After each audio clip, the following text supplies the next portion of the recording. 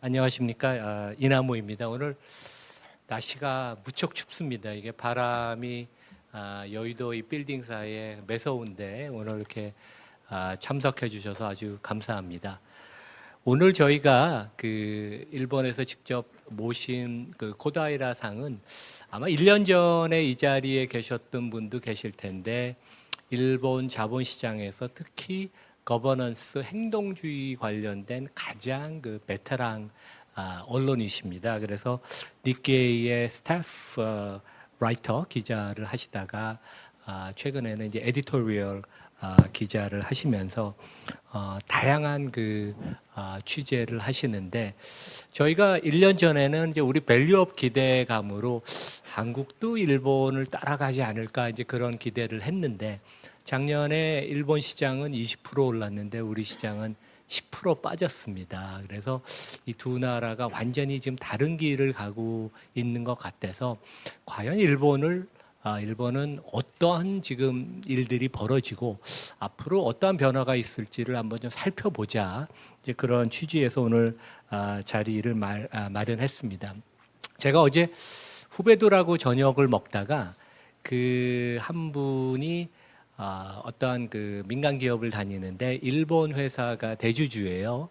그래서 그 얘기를 꺼내다 보니까 이제 그 회사, 그 일본 대주주가 매크로밀 인코퍼레이트라고 이제 일본에 상장돼 있는 시총 한 5천억짜리 디지털 마케팅 솔루션 하는 데인데 여기도 작년 말에 유럽의 CVC라는 펀드가 공개 매수를 제안을 해서 이사회가 적극적으로 검토를 하고 있다고. 그래서 주가가 800엔이 된 게 지금 1200엔이 됐습니다. 그래서 한국은 이사회가 이러한 공개 매수 제안이나 일반 주주를 위해서 다양한 오퍼가 있을 때 그것을 적극적으로 모든 주주를 위해서 검토를 안 하는 일들이 너무 많이 벌어지는데 일본에는 정부의 정책도 최근에 바뀌고 진짜 이사회가 주주를 위해서 일하는 그런 모습을 보여서 최근에 우리가 이제 상법 개정의 염원이 되게 많은데 대한민국도 진짜 이사회가 주주를 위해서 일하는 그러한 변화가 있어야 되겠다. 이제 그런 생각을 해보고 오늘 아침에도 우리 이제 고다이다 상하고 이런 얘기를 하다가 일본에 지금 매니지먼트 바이아웃 오퍼만도 100개가 넘게 지금 진행이 되고 있다고 합니다. 진짜 천지개벽하는 일들이 벌어지고 있고 우리 지난 10년 동안 총주주 수익률을 보면 대한민국이 연 4.6%. 우리 보통 얘기하는 자본 비용, 주주들이 요구하는 수익률 10%, 12%의 반도 안 됩니다. 그러니까 이제 코리아 디스카운트가 있는데 일본은 연 10%, 대만은 연 11%. 그러니까 우리가 진짜 변화해야 되는 모습이고 일본은 진짜 많은 부분이 특히 이사회의 의사결정이 주주와 투자자 관점에서 가장 베스트 솔루션이 뭐냐 깊이 고민하는 모습을 보입니다. 그래서 오늘 사례들이 많고 오늘 진짜 아주 베스트 패널 분들을 모셨는데 일본의 뭐 히타치 사례, 그다음에 뭐 아식스 사례, 그다음에 이제 세븐앤아이 홀딩스 사례 많은 사례들이 이게 기업이 이렇게 주주를 위해서 일을 해야 되는구나. 그리고 이제 그런 얘기도 오늘도 안 왔습니다.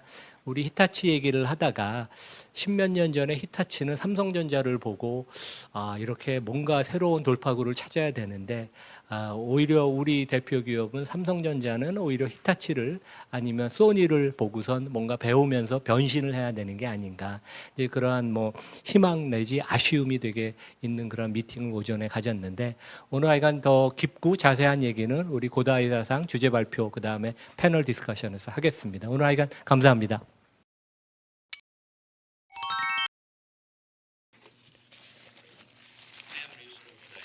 저는 류시로 코다이리입니다. 니케이에서 선임 기자로 일을 했었고 이제 선임 논설위원으로 일을 하고 있습니다. 작년에 서울에 왔었는데 또 오게 되어 매우 기쁩니다. 지난해 2월에 기업 거버넌스 포럼에서 저를 초청해서 오게 되었었습니다.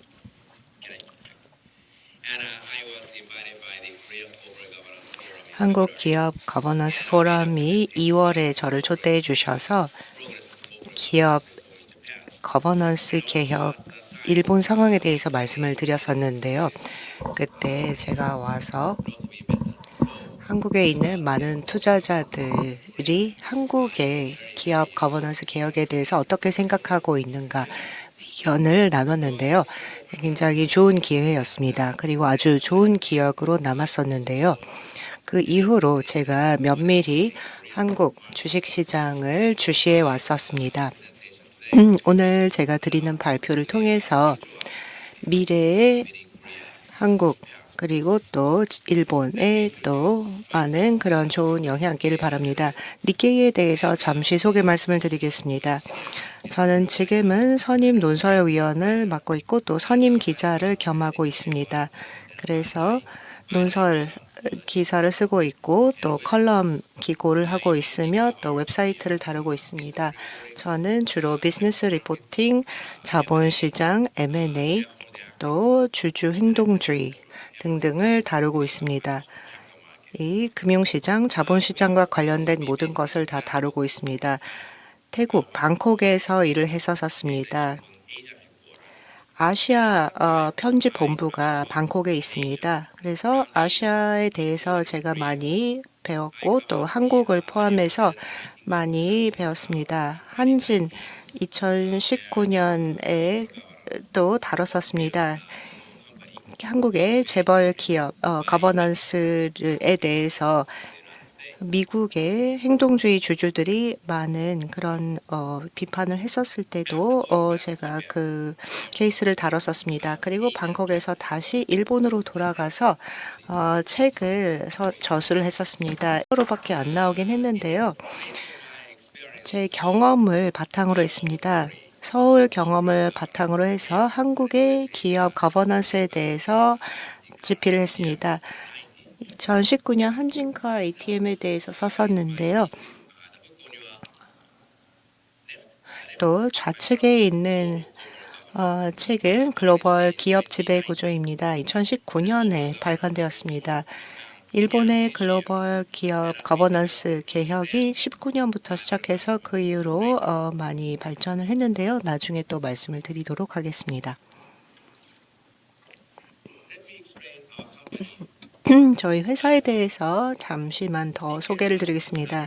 니혼게이자이가 설립된 연도 1876년에 창간이 되었습니다. 굉장히 오랜 유구한 역사를 가지고 있습니다. 그리고 일본에서 가장 오래된 신문이라고 할 수 있습니다. 매출액은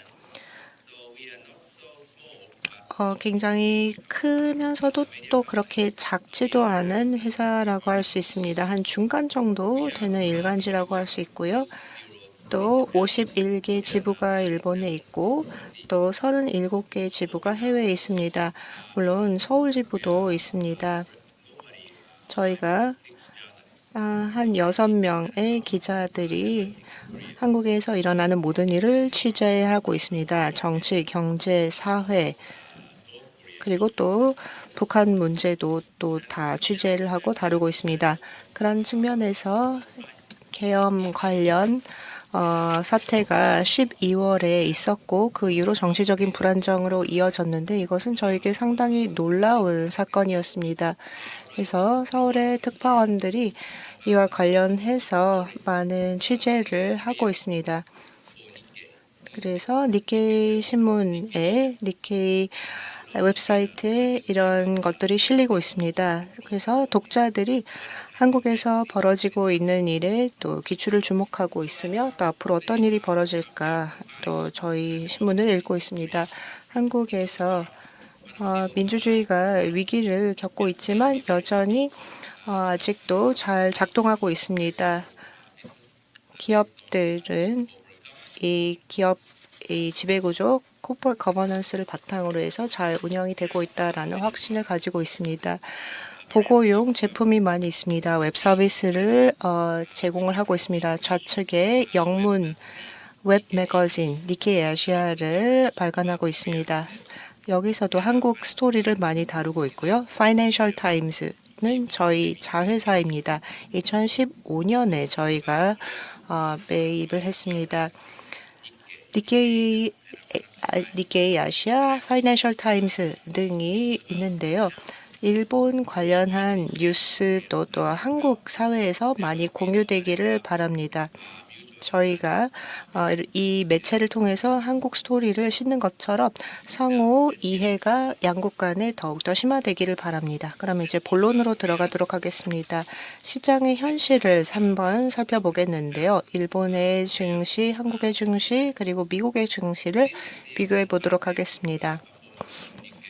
니케이 지수 225 분홍색 선이 되겠습니다. S&P 500 연두색, 그리고 코스피 라인이 파란색입니다. 2015년부터 저희가 그래프를 작성을 해봤는데요. S&P 500이 지난 10년간 퍼포먼스가 가장 높았고, 그리고 니케이 225가 그 다음, 그리고 코스피가 3위를 달리고 있습니다. 이런 차이가 있었던 이유는 바로 기업의 퍼포먼스입니다. 기업들이 얼마나 많은 수익성이 있었는가, 그리고 또 주주 기업 거버넌스가 얼마나 탄탄한가입니다. 2015년을 기억을 해보시면 그 당시에 기업 거버넌스 개혁이 막 시작이 했었고, 그리고 그 당시에 신조 아베 총리의 리더십 하에 일본 경제, 일본 산업에 많은 변화가 시작이 되었습니다. 나중에 그 부분은 말씀을 드리도록 하겠습니다. 일본 주식시장의 퍼포먼스가 특히나 좋았는데요. 지난 2년을 보면 더욱더 그렇습니다. 이 기간에 TSE, 도쿄 거래소가 아주 강력한 리더십을 취해서 주주 친화적인 스탠스로 바뀌게 되었습니다. 이와 관련해서도 나중에 말씀을 드리겠습니다. 그리고 이 기간 동안, 이 2년이라는 기간 동안에 2023년 4월 워렌 버핏이 일본을 방문했습니다. 그러면서 더 많은 일본 주식시장 투자를 선언을 했습니다. 그래서 그 이후로 니케이 225 퍼포먼스는 거의 S&P 500과 겹치거나 아니면 더 우회하기도 했었습니다. 워렌 버핏의 이런 선언이 있은 다음부터요. 그리고 간략하게 일본의 거버넌스 개혁의 역사를 보여드리겠습니다. 처음 시작점이 2014년 스튜어드십 코드의 도입이었습니다. JFSA, 일본 금융청, 그리고 도쿄 거래소가 함께 했었습니다. 각 기관 투자자들로 하여금 투자를 할때 이 주주 환원에 초점을 맞추도록 했습니다. 이거는 그냥 코드입니다. 이건 법이 아니라서 구속력은 없지만 그래도 매우 효과적이었습니다. 일본 금융청은 강력하게 촉구를 했었습니다. 자산 운용사들 그리고 뮤추얼 펀드 회사들로 하여금 이 스튜어드십 코드를 준수하라. 그렇지 않는 이유를 설명하라라고 했습니다. 그래서 컴플라이언스 또는 이에 대한 불이행 설명을 해라라고 했는데 이 방침이 매우 효과적이었습니다. 다른 기관들도 이 방침을 따르게 되었습니다. 매우 강력하게 일본 금융청의 규제를 받고 있었기 때문입니다. 많은 금융기관들이 일본 금융청의 강력한 규제와 통제를 받고 있습니다. 그런데 연기금은 그렇게까지 활발하게 하지 않았습니다. 소수의 연기금만 스튜어드십 코드를 따랐습니다. 왜 그랬을까요? 왜냐하면 그 일본 금융청의 감독을 받지 않고 후생성의 그 관리를 받고 있었기 때문입니다. 그래서 이렇게 관료적인 그런 분리가 있기 때문에 이게 문제입니다. 이러한 관료주의적인 장벽을 우리가 허물어야지만 더 효과적인 기업 거버넌스가 가능할 것입니다. 15년 기업 거버넌스 코드가 도입이 되었습니다. 상장사들로 하여금 그 자본 비용을 맞추고 또 수익성을 높여야 한다. 그리고 주주들과 대화를 나눠야 한다라는 코드를 도입을 했습니다. 모든 상장자들에게 이것이 유효했습니다. 도쿄 거래소에 상장을 할 때 이것이 요구사항으로 포함이 됐기 때문입니다. 도쿄 거래소는 아주 주도적인 역할을 일본 자본시장에서 수행하고 있습니다. 굉장히 강력하고 영향력을 일본에서 발휘하고 있습니다. 도쿄 거래소에서 더 리더십 역할을 2023년에 취했습니다. 기업들로 하여금 액션을 취해서 경영을 하되 이게 자본 비용과 주가를 잘 염두에 둔 그런 경영을 하게끔 했습니다. 그 당시에 상장사의 PBR이 굉장히 낮았습니다. 그 상장사의 절반 정도가 PBR 이하로 거래됐습니다. 그래서 PB가 1 이하였었는데요. 이 이후로 도쿄 거래소에서 액션을 취한 다음에 이 자본 효율성을 높였습니다. 예를 들어서 자사주를 매입을 한다라든지 또 비핵심 자산을 매각을 하고 또 핵심 역량에 초점을 맞추면서 주주 환원 등에 초점을 맞추게 되면서 개선이 되었습니다.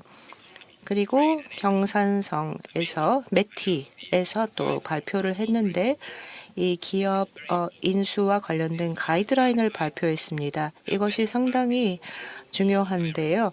BOD의 베스트 프랙티스를 보여주는 것이었습니다. 어떤 기업 인수의 오퍼가 있었을 때 어떻게 행동을 해야 하는가 이런 가이드라인을 에 따라서 M&A 제안이 있을 때 BOD에서 이를 신중하게 다뤄야 한다라고 하고 있습니다. 이 내용은 뭐 상식적으로 지금은 들리시겠죠. 하지만 이런 가이드라인이 발표되기 이전에는 전혀 상식이 아니었었습니다. 일본 비즈니스들은 이렇게 생각하지 않았었습니다. 테이크오버 제안이 들어왔을 때 전혀 BOD에서 이사회에서 이를 고려하지도 않았습니다.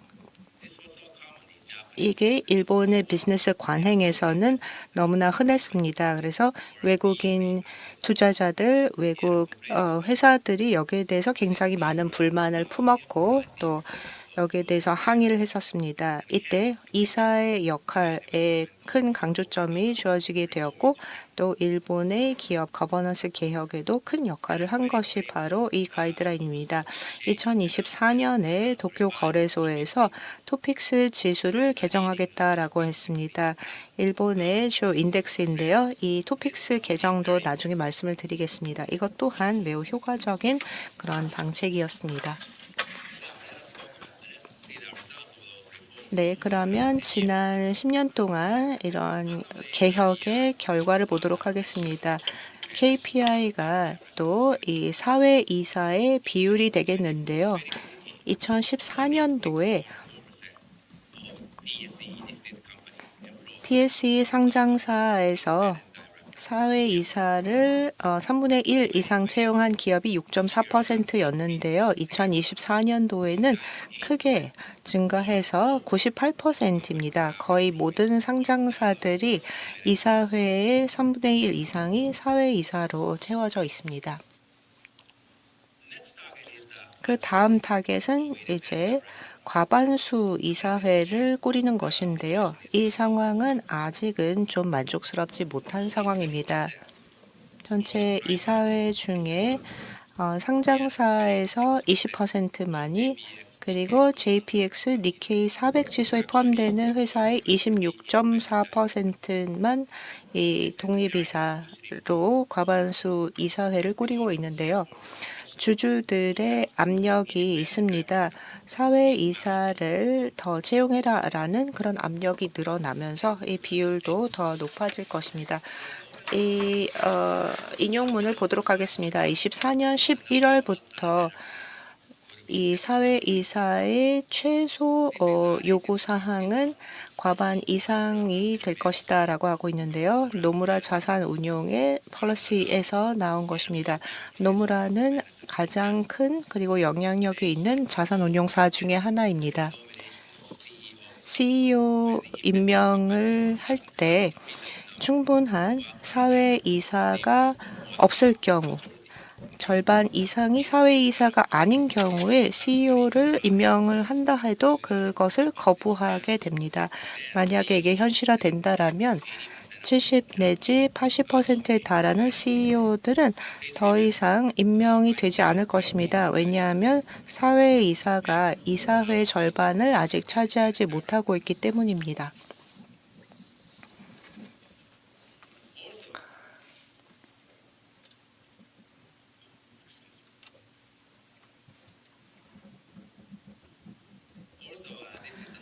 그리고 또 투자자들이 이 부분에서도 많은 압력을 넣고 있는데요. 네, 죄송합니다. 지금 트렌드를 보면 상호 출자 내지는 교차 지분 보유의 트렌드가 일본 기업에서 줄어들고 있습니다. 상호 출자의 그 시총이 전체 시장에서 차지하고 있는 비율이 1990년에는 50%였었습니다. 다시 말해서 이 지분의 그 주식의 절반만이 유통이 되었고 거래가 가능했었습니다.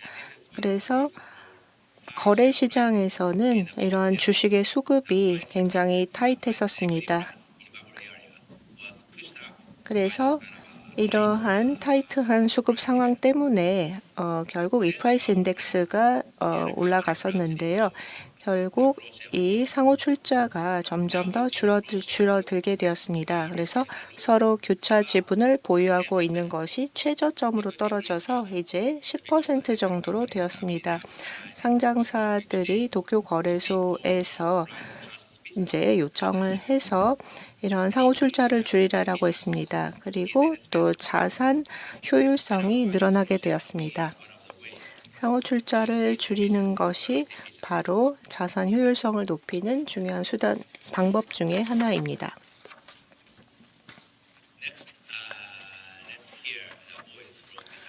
네, 그러면 행동주의 주주를 인용을 하도록 하겠습니다.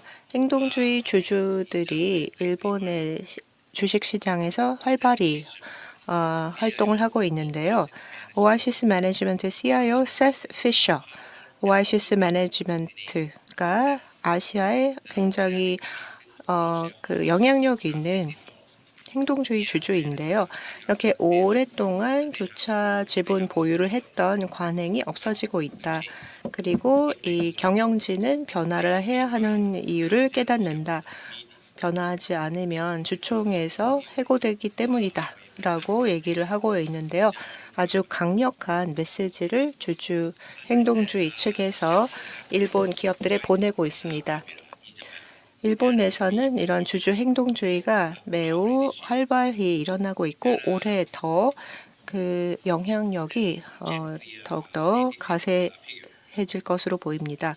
그러면 최신 수치를 보도록 하겠습니다. 오늘 아침에 제가 봤던 수치인데요. 제 메모를 참고하도록 하겠습니다. 24년도에 전체 액티비스트 캠페인, 미국의 경우 이 액티비스트 캠페인이 미국의 경우에는 115건이었습니다. 47%, 글로벌 시장의 47%입니다. 유럽은 48건, 19%입니다. 그리고 아태 지역은 66건입니다. 27%입니다. 전체 글로벌 단위에서의 주주 행동주의 캠페인 중에 27%. 그래서 유럽보다는 주주 행동주의가 아시아 시장에서 더 크다라고 볼 수 있는데요. 이 66건 중에 일본을 51로 가장 많았습니다. 한국은 9개였습니다. 2023년도를 보면요. 이 숫자들이 약간 작았는데요.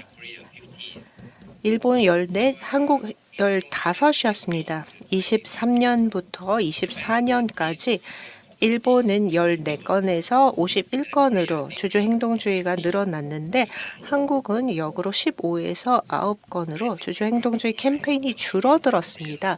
그래서 왜 이 주주 행동주의 캠페인이 한국에선 이렇게 급격하게 1년 동안 줄어들었는가 의아했습니다. 그래서 그 이유를 저는 좀 이해해 보고 싶습니다. 여기 이게 제가 갖고 있는 궁금증이고요.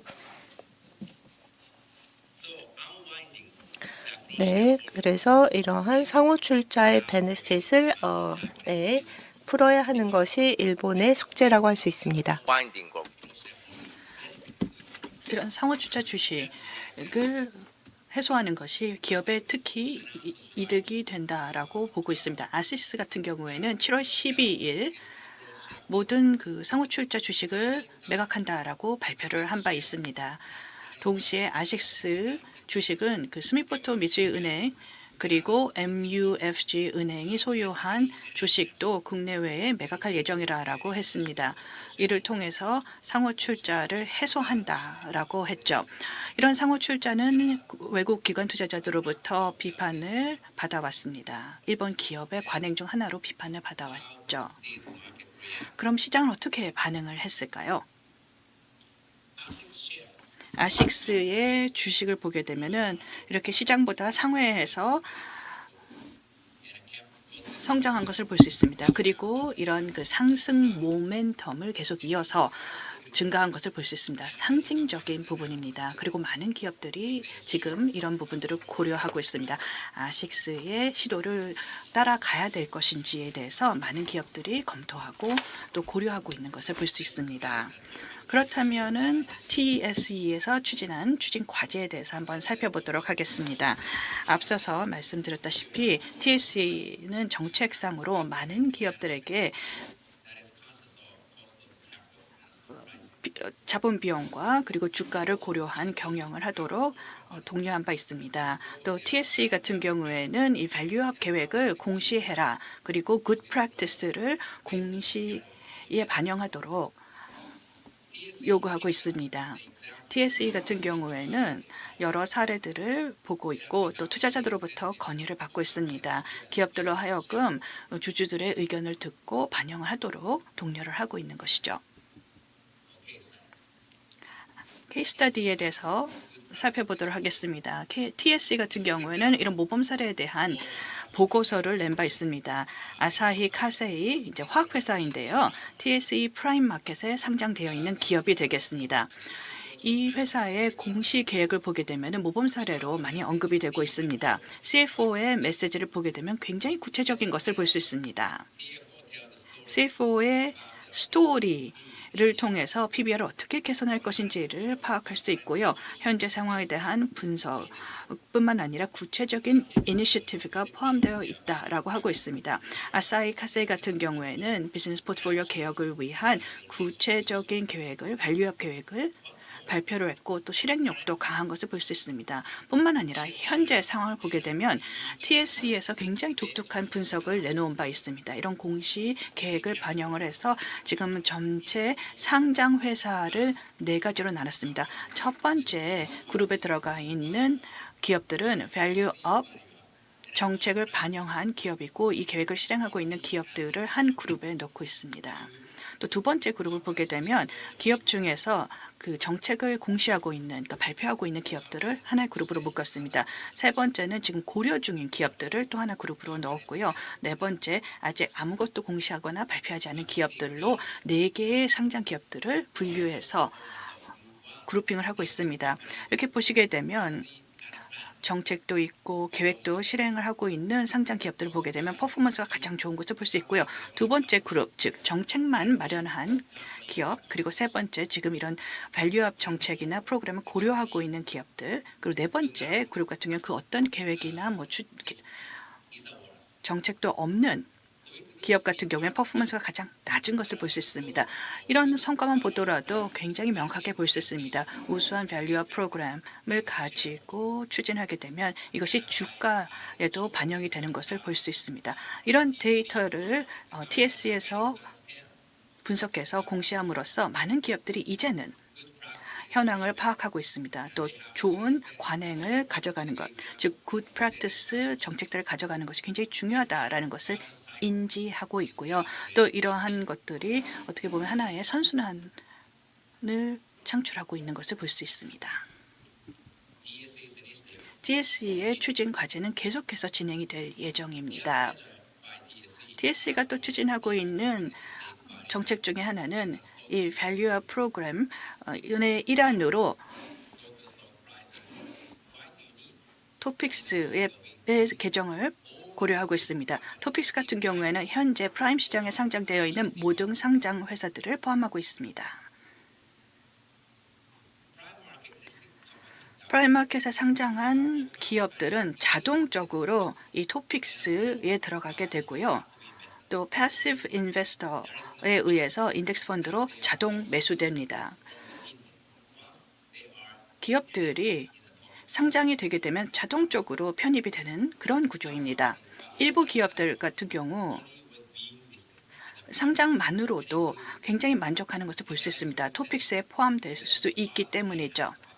그래서 상대적으로 가치를 개선할 인센티브가 떨어지는 것을 볼 수 있습니다. 그래서 TSE 같은 경우에 상장 기업에 압박을 주기 위해서 토픽스 개정을 통해서 이런 기업들의 밸류업을 독려하고자 고려하고 있는 것을 볼 수 있습니다. 2022년 4월 보게 되면 모든 섹션 1 컴퍼니들을 보게 되면 2,200개의 기업들이 이 토픽스에 포함되어 있었던 것을 볼 수 있습니다. 즉 전체 상장 회사들이 토픽스에 편입되어 있는 것을 볼 수 있습니다. 그러나 2028년부터는 1,200개의 기업만이 즉 전체 최상위 96%의 기업만이 포함이 되게 됩니다. 이게 시사하는 것은 한 1,000여 개의 기업들은 토픽스에서 배제되는 것이고요. 인덱스 펀드에 편입되거나 패시브 인덱스 펀드에 들어가지 못하게 되는 것입니다. 들어가지 못하게 되는 1,000개의 기업들은 토픽스 인덱스에서 사라지게 되는 것입니다. 거기에 대한 영향은 어마어마할 것이고요. 어떻게 보면 극단적인 조치라고도 할 수 있겠습니다. 그래서 TSE 같은 경우에는 이러한 과정들을 점진적으로 실행하고 있고요. 올해부터 시작하고 있습니다. 기업들이 이제 준비할 시간을 가지고 있는 것이죠. 그래서 마켓캡을 개선을 할 수 있는 시간을 확보할 수 있습니다. 그래서 토픽스 인덱스에 편입되기 위해서 점진적으로 많은 노력들을 해야 되는 것을 볼 수 있습니다. 그렇다면 기업들은 어떠한 활동들을 해야 될까요? 계속해서 토픽스에 편입되기 위해서는 어떠한 활동들을 해야 될까요? 우선적으로 모든 조치를 통해서 가치 창출을 해야 됩니다. 매출을 성장시키고 비즈니스 포트폴리오 개선하고 비용 절감 그리고 자사주 매입 등과 같은 그러한 조치들을 해야 됩니다. 또 M&A도 굉장히 가장 효과적인 전략인 것을 볼 수 있습니다. 또 한 가지 이제 기업들이 상호 출자를 해소하는 방법도 생각해 볼 수 있습니다. 그리고 자유 유동 시총을 늘려가는 것을 볼 수 있습니다. TSE 같은 경우에는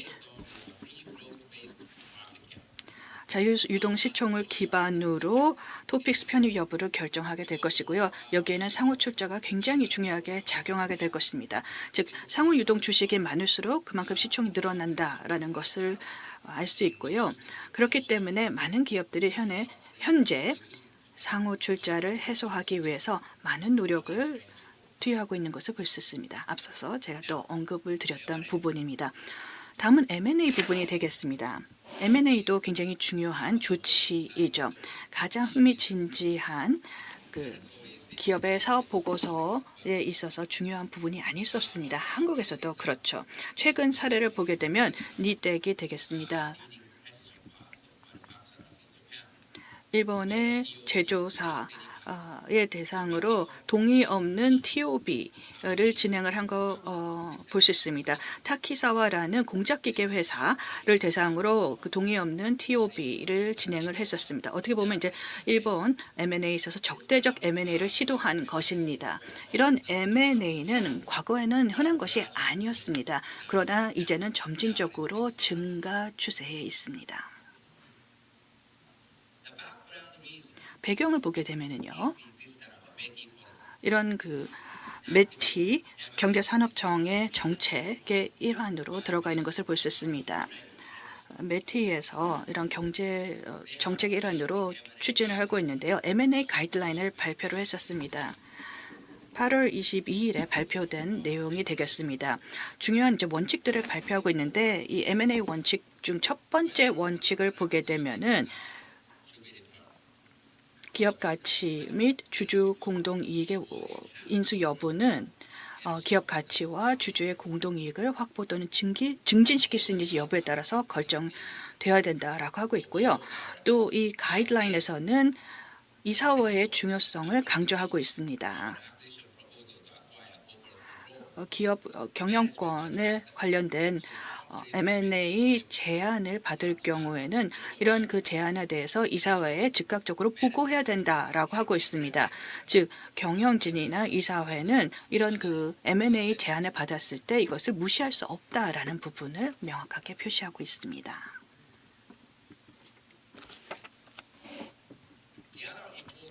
또 한 가지 중요한 부분 중에 하나는 이 언어의 변화가 되겠습니다.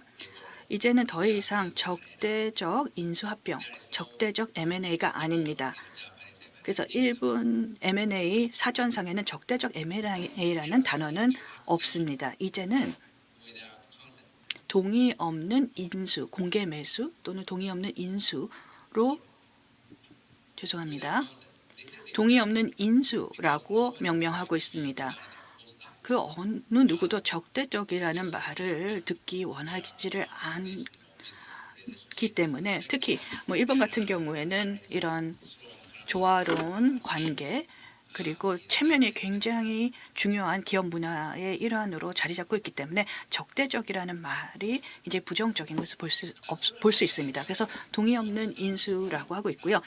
M&A 가이드라인이 발표되고 나서 이제 첫 번째 사례가 나왔습니다. 시게노부 나가모리 회장입니다. 니데게 회장입니다. 앞서서 말씀드렸던 사례입니다. 이 회사 같은 경우 많은 M&A를 과거에 했었습니다. 나가모리 회장 같은 경우에는 가장 그 M&A 경험을 잘 갖추고 있는 기업인 중에 하나입니다.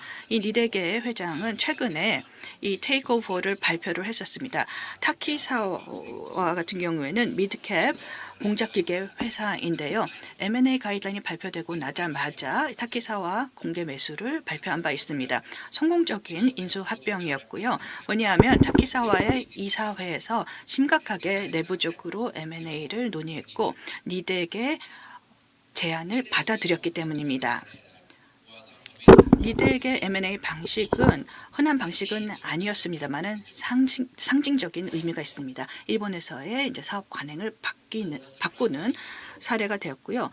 또 굉장히 놀라운 소식들이 줄을 이었습니다. 2024년 4월 8일 다이치 생명보험그룹, 일본에서 가장 큰 생명보험회사 중 하나입니다. 이 회사 같은 경우에는 베네핏 원사를 인수하기로 했다라는 발표를 하게 됩니다. 베네핏 원의 그 모회사인 페소나 그룹과 합의를 한 것이죠. 주당 2173엔에서 결정을 해서 거래가 되게 됩니다. M3라는 또 다른 회사는 베네핏 원에 대한 그 TOB를 제안을 하게 됩니다. 그리고 그 인수 제안으로 발표를 하게 됩니다. 실제로 퍼소나의 모 회사, 그러니까 베네핏 원의 모 회사 같은 경우에는 이 TOB 계약을 하게 됩니다. M3와 합의를 통해서 계약을 하게 됩니다. 페소나와 M3 간의 TOB가 발생을 한 것이죠. 그런데 이 다이치 같은 경우에는 더 높은 가격으로 역제안을 하게 됨으로써 이 입찰 경쟁에서 승리하게 됩니다. 본 딜은 굉장히 놀라운 딜이 아닐 수 없었습니다. 뿐만 아니라 그 니덱사의 사례보다도 더 놀라운 사례였죠. 다이치 생보사 같은 경우에는 일본에서 가장 오래된 생보사 중에 하나였고요.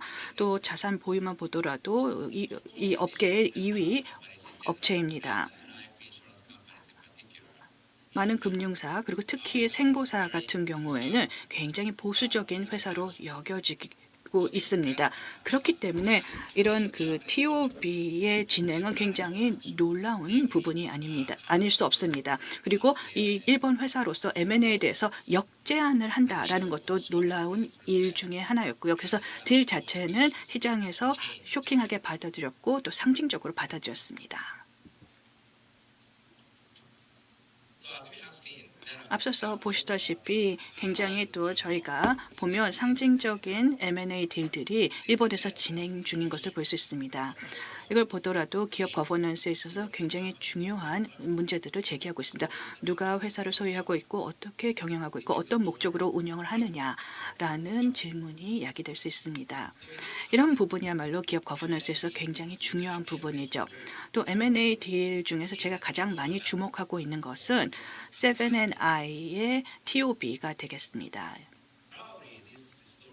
세븐앤아이의 매수 이야기는 한국에서 잘 알려진 사례가 될 것 같습니다.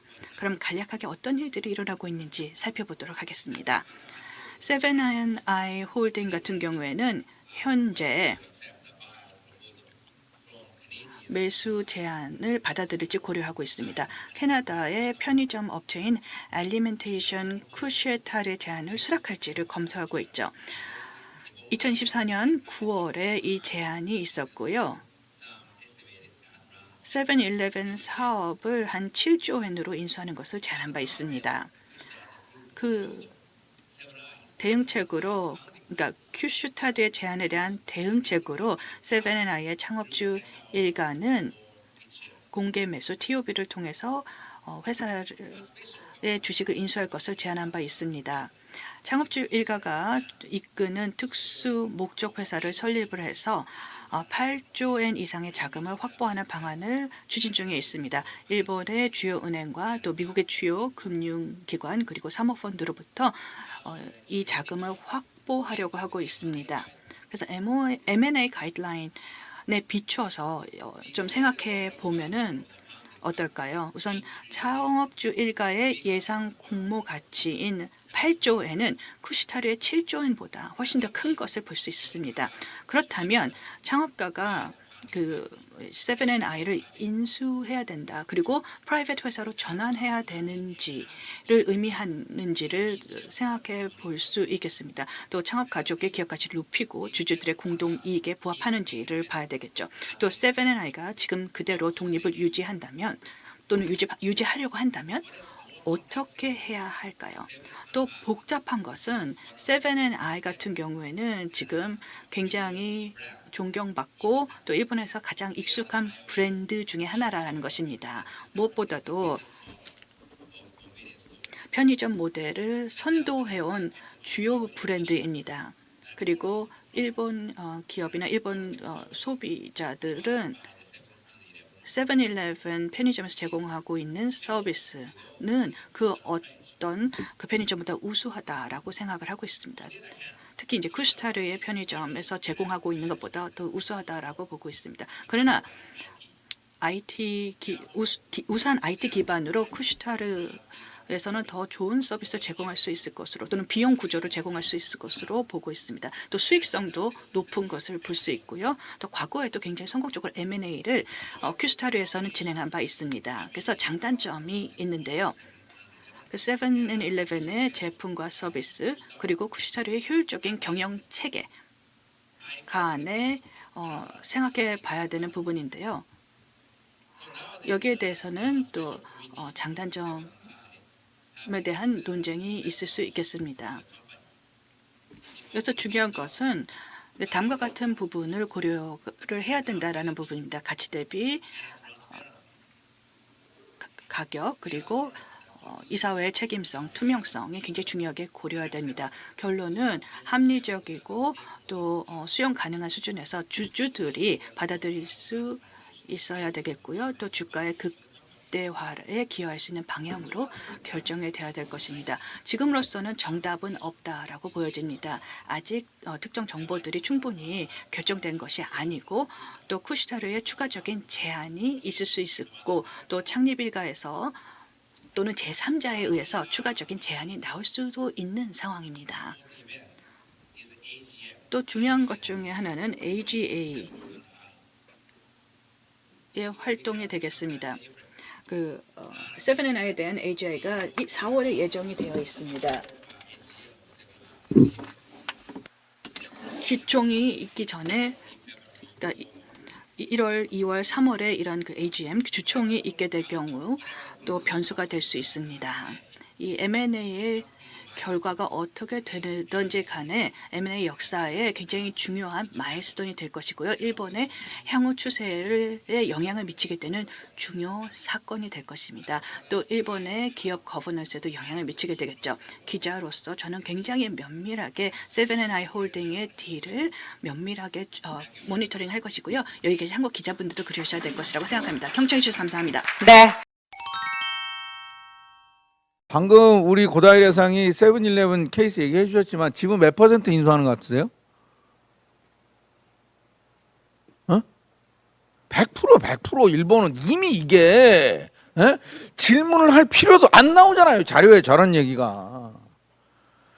그 미국 됐어요. 그러니까 저는 너무 그 다음에 뭐냐면 그 누구한테 팔아야 돼 이제 그게 주주 입장에서 말하자면 어떻게 하면 이게 더 그러니까 고려아연 영풍 우린 당연히 100% 아직 아니고 그 다음에 누구한테 팔아야 되는 게 가장 좋은지 이런 관점에서 우리 얘기가 안 하고 자꾸 둘 싸우로만 보잖아요. 우리나라는 고려아연 주주 입장에서 안 보고.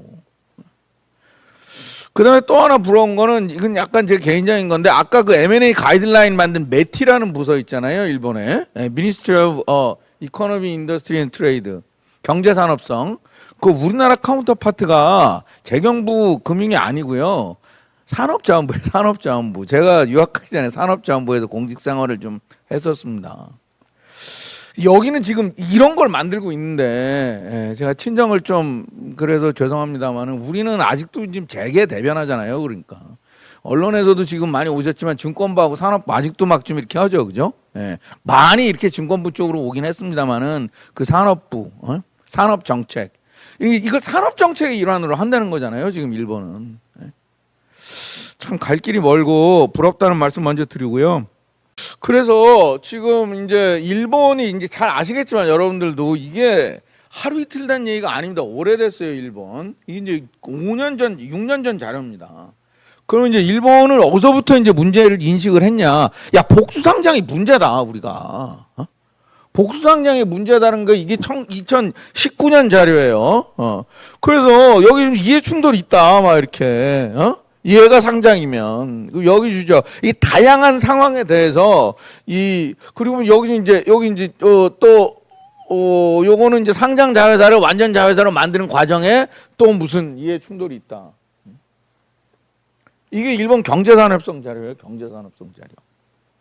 그래서 이 문제를 굉장히 옛날부터 인식하고 있었고 그러면서 야 자기들이 복수 상장이 지금 줄고는 있지만 이게 지금 줄고 있어요. 12%에서 점점 이렇게 자기들 상장회사 중에 복수 상장 비율 줄고는 있지만 크로스 섹셔널리 보면 자본시장 선진국에 비해서는 엄청나게 자기들이 아직도 많다. 여기 지금 뭐 미국 복수 상장 1% 미만, 영국 또 1% 미만.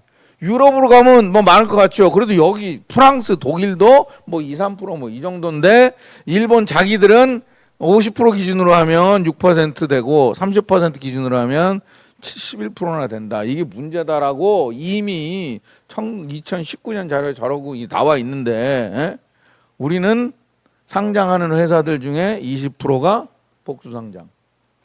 하반기 IPO 대안은 다 복수 상장이잖아요. 그죠? 그냥 인디펜던트 상장은 하반기 IPO 대여가 아니잖아요. 자, 규모가. 우린 그것만 기다려. 다. IB도 언론도. 그 일본은 우리랑 지금 수준이 다릅니다. 지금 완전히. 이게 상장도 그러니까 우리는요. 좀 줄여가야 되는데 멀쩡한 상장 회사를 쪼개가지고 아직도 이게 지금 말이 지주회사지 한국의 지주회사 멀쩡한 상장회사를 옆으로 쪼개서 인적 분할해가지고 그 다음에 이 회사가 저 회사에 대해서 저 회사의 주주들에 대해서 공개면서 해가지고 상장 2개를 만들잖아요. 그래서 상장이 2개 이런 구조는 전 세계 어디 홀딩 컴퍼니가 저런 게 아니죠. 당연히 홀딩 컴퍼니가 하나가 상장이고 밑에는 다 비상장인 게 홀딩 컴퍼니지. 한국의 지주회사는 매우 기형적이고 전 세계에 없는 구조입니다. 멀쩡한 상장회사 2개로만. 그 다음에 물적 분할도 원래는 문제가 없어야지. 그러니까 원래 미국은요 이게 스피노프인데 얘네는 이렇게 하고 남남이 되기 때문에 그 다음에 복수 상장이 아니에요. 미국도 스피노프 있어요. 그렇지만 남남이 되지. 우리처럼 밑으로 안 넣고. 그래 물적 분할도 원래는 문제가 없어야 돼. 밑으로 100% 그냥 내리는 거니까. 근데 우린 쟤를 또 상장을 시켜. 그 문제가 많이 됐던 LG엔솔. 잘 아시겠죠. 그래서 또 상장이 2개가 돼. 일본은 반대로 가는데 우리는 아직도 이거에 대한 문제의식도 별로 없다. 자본시장에서. 하반기 IPO 돼요. 지금 이거 기대하고 있으니까. 근데 이게 그냥 저렇게만 되면 괜찮은데 이게 지금 지주회사 디스카운트랑 많이 하셨잖아요. 우리가. 지주회사 디스카운트는 무슨 PBR이 1보다 낫다 이 정도가 아니고 자기가 보유하고 있는 자회사 지분 가치보다 내 가치가 더 낮은 그런 게 한국에 몇 개냐면 제가 다시 해보면 그게 얘들이에요. 복수 상장이 우리는 한 400 몇 개 페어 정도 되는데 그중에 한 80개는 삼성물산처럼 물산 시가총액이 보유하고 있는 전자지분 가치보다 안 되는 거지. 이런 게 한국에 80개. 예. 그럼 일본은요. 이거는 이제 엊그저께 나온 거예요. 재작년에. 그래서 일본이 이제 이거 한 거 보고 우리도 밸류업 막 했잖아요. 여기 보면 정확하게 이제 PBR이 1보다 낮다는 것은 회사가 그 회사의 수익성이 자본 비용보다 높지 않다는 것이다라고 명시적으로. 제가 그래서 작년에 이런 자리 다니면서 저 얘기를 그렇게 많이 계속하고 다녔잖아요. 우리나라는 왜냐하면 자본 비용 얘기가 거의 안 나오기 때문에 저게 핵심적인 개념인데 자본 비용. 그래서 회장님이 우리 평가할 때도 공시할 때마다 자본 비용에 대한 인식이 있냐 없냐 이거가 핵심적인 기준으로 우리가 평가하고 있단 말이에요. 그래서 이거는 그 다음에 나온 거예요. 2024년에 일본 거. 야, 이 회사가 수익성도 낮고 마켓 밸류도 낮아. 그러면 너가 지금 니네 수익성이 주주들의 그 코스트 캡ita 이게 자본 비용을 자꾸 헷갈리는데 주주들 입장에서 요구 수익률이에요. 그냥 요구 수익률. 회사 입장에서는 자본 비용. 내가 저 회사 지금 주식 샀는데 최소한 몇 퍼센트 먹어야 되겠냐. 은행 예금하면 이자율이 내가 몇 퍼센트 먹어야 되겠다는 거 아니에요. 그러면 주식회사, 상장회사, 내 저 주식에 투자했으면 은행 이자보다는 더 먹어야 되겠지. 위험하니까. 그게 요구 수익률이고 회사 입장에서는 자본 비용. 그거를 회사가 맞춰줘야 되는데 그걸 전혀 못 맞춰준단 말이지. 지금 한국이. 자, 회사가 버는 게 ROE인데 ROE는 우리가 문제가 뭐냐면 ROE가 옛날엔 좀 높았다가 지금 계속 떨어지고 있고 초록색이 ROE고 그다음에 이게 빨간 게 자본 비용인데 지금 ROE가 자본 비용보다 계속 밑에 하회하고 있잖아요. 그러면서 회사의 자본은 계속 올라. 이거 제가 왜 보여드리냐면 ROE가 떨어지는 거의 원인이 뭐냐 이유가 그리고 자꾸요 우리가 ROE가 떨어지는 게 회사가 장사 못해서 그런 거 아니야? 수익성 떨어져서 그런 거 아니야? 아닙니다. 지금 ROE 떨어지죠. 그럼 이렇게 쪼갠단 말이에요. ROE를. 그러면 우리가 순이익률이 떨어졌냐? 아닙니다. 매출 대비 안 떨어져요. 뭐가 떨어지냐면 얘가 떨어져. 그러면 이건 뭐냐면 매출 대비 총자산이 분모가 더 늘어서 이게 떨어지는 거고 그리고 또 요거를 요 맨 뒤에 있는 거. 총자산 대비 자기 자본이 늘어서 떨어지는 거예요. 그러니까 버는 족족 쌓아두기만 하고 배당을 안 주니까 ROE가 떨어지지. 이 회사가 1,000억짜리 회사였어요. 처음엔 100억을 벌었어. ROE 10%. 그럼 내년에 근데 100억을 이거 배당을 안 하고 또 쌓아. 그럼 내년엔 1,100억에 100억을 벌어. 그럼 ROE 살짝 떨어지죠. 계속 떨어져. 그래서 자기 자본이 2,000억이 됐어. 근데 100억을 벌어. 그럼 ROE는 5%지. 그러니까 우리가 지금 계속 떨어지고 있는 게 쌓아놓은 것만 있으니까. 자, 그러면 우리나라가 이제 일본이랑 다른 거 뭐냐? 요거는 일본이랑 비슷해요. 문제의식도. 그래서 일본 저걸 해결하고 있는데 우린 저기에도 갇혀 있으면서 우린 일본에 없는 게 하나가 더 있어. 우린 이게 있어. 이게. 예. 일본은 메가더가 들어가가지고 그 옛날 재벌, 자이바주들, 미쯔비치, 쯔미토모 걔네를 다 그 패밀리들을 강제 매각을 시켰기 때문에 패밀리 회사가 많이 안 남아 있습니다. 그래서 지금 아까 우리가 논의하고 있는 일본의 큰 회사들은 다 우리로 치면 포스코 KT요. 포스코 KT. 근데 우리는 아직까지도 상장 기업의 1세대가 절반 이상, 2세대가 뭐 4분의 1, 뭐 이렇단 말이에요. 그러니까 이제 우리는 일본에 없는, 일본이 고민하지 않는 문제를 우리는 추가로 고민을 해야 되는 거지. 그게 뭐냐? 이게 제가 얘기한 게 아니고요. 미국의 그 회사법 유명한 루시안 펩척 교수님 이런 분들이 정리해 놓은 거예요. 야, 니네 나라 꼭 한국이 아니라 미국처럼 분산 소유가 중심이 아니고 너네처럼 이렇게 집중 소유형인 회사에서의 문제는 대리인 문제 유형 자체가 미국이랑 다르다. 핵심적인 문제가 뭐냐면 이 지배주주라는 분들이 그 상장회사 외부에 별도의 개인 회사를 세워가지고 그 개인 회사가 다양한 형태의 자본거래, 손익거래를 하면서 상장회사의 이익을 빼돌리는 게 니네 나라의 핵심적인 문제다. 우리만 찝어단 게 아니라 전 세계적으로. 소유 집중의 문제는 그림으로 보면 이런 거죠. 그래서 우리 일반 주주들이 있는데 상장 기업 요 부분만 있으면 되는데 우린 요게 있단 말이야. 요게 이게 애니메이션이 있어야 되는데 지금 이게 PDF로 만들면서 얘가 있어. 얘가. 그래서 대표적인 게 여러분들 기억나실 텐데 그 SMA 예전에 라이크 기획이라고 있었잖아요, 그죠? 예. 그게 라이크 기획만 하고 있는 게 아니고 대한민국 상장 회사가 다 하고 있어 이걸 다 하고. 그러면 혹시 테슬라도 비슷한데요? 일론 머스크 트위터 비상장이잖아요. 그 미국은 테슬라하고 트위터하고는 거래를 안 하지. 왜냐면 그걸 거래를 하는 순간 그게 인타이어 페어하다는 거를 걔네가 입증해야 되기 때문에 괴로워서 걔네는 거래를 안 하지. 근데 우리는 저 거래를 하라고 만든 거고. 그래서 상법 개정을 해야 된다는 거예요. 우리 회장님 말씀하셨죠. 이것도 또 부러운 거지. 이름이 바뀌었잖아요. 일본은 이제 허스탈 M&A를 안 쓴다는 거예요. 허스탈 M&A를. 그래서 동의 없는 이게 엊그저께 아니야. 한 몇 주 됐어요. 와세다에서 하는 와세다하고 유럽의 ECGI라는 데하고 이거를 조인트 컨퍼런스를 하는데 제가 뭐 갈 수는 없고 야 니네 줌 링크 해가지고 내가 들어가겠다 그래가지고 제가 참여했던 그런 컨퍼런스입니다. 제목이 내가 이 제목이 일본에서 하는데 unsolicited takeover. 아까 뭐라 그랬죠? 동의 없는 매수. 그죠? 동의 없는 매수. without consent, M&A without consent. 적대적이 아니라는 거지. 그러니까 이제 벌써 인식 차이가 이 정도로 넘어가 있는 거고 일본은. 그래서 일본이랑 우리랑 이제 비슷한 점과 다른 점을 보면 일본도 이제 저 문제의식은 앞에 이거는 똑같았습니다. ROE가 말하자면 요구 수익보다 낮은 상황에서 회사가 지속 재투자하는 거는 문제가 있으니까 이렇게 하지 말고 너네가 아까 그 일본 제목 밸류업 제목 보시면 자본 비용을 의식한 경영을 하라는 거잖아요. 경영진들 하여금 야 니네가 지금 주주돈 비싼 돈 쓰고 있으니까 지금 요구 수익률이 10%인데 니네 회사 ROE가 5%면 그거 못 맞춰주잖아. 그럼 어떻게 해야 돼? 그럼 ROE를 올리든지 아니면은 주주 환원을 해서 그 10%를 맞춰주든지 이런 걸 하라는 게 이제 일본 건데 우리는 그것만으로는 부족하고 그것도 해야 돼. 당연히 해야 되지만 우리는 이거 추가로 일본은 없는 거 이거. 우리는 지배주주하고 일반주주 이해 충돌. 그래서 지금 밸류업이 안 되는 핵심적인 이유는요. 뭐 다 아시지만 회장님들이 관심이 없어 여기에. 주가 오르면 뭐가 좋은데요? 저한테 이렇게 물어봐요. 제게 있는 분들이. 주가 오르면 뭐가 좋은데요?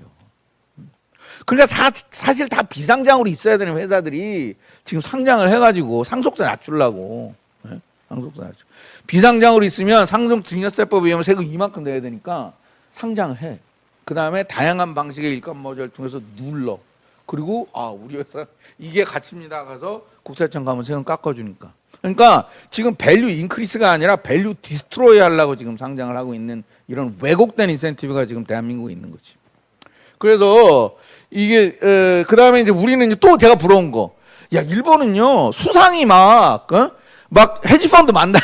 막 헤지펀드 만나는데 우리는 외국 투자자 이렇게 오면 뭔 또 투기 세력 해외 투기 세력 막 이러고 중국 자본 막 이러고 우리나라가 베트남에서 돈 못 꺼내오면 난리가 나면서 롯데가 우리나라에서 돈 가져가면 또 뭐라고 우리 되게 이중적입니다. 그러면 안 돼요. 이 글로벌한 세상에 자본의 국적이 어디가 있습니까? 자본의 국적이 어디 갔어요? 그래서 우리도 이 해외 여기에 대한 인식이 좀 바뀌어야 되고 일본은 이미 그렇게 됐고 그래서 일본에 대한 해외 투자자들이 뭐라 그러냐면 일본은 이미 건널 수 없는 뭐 다리를 불살랐다고 그러든가 건너가지고 이제 돌아갈 수 없는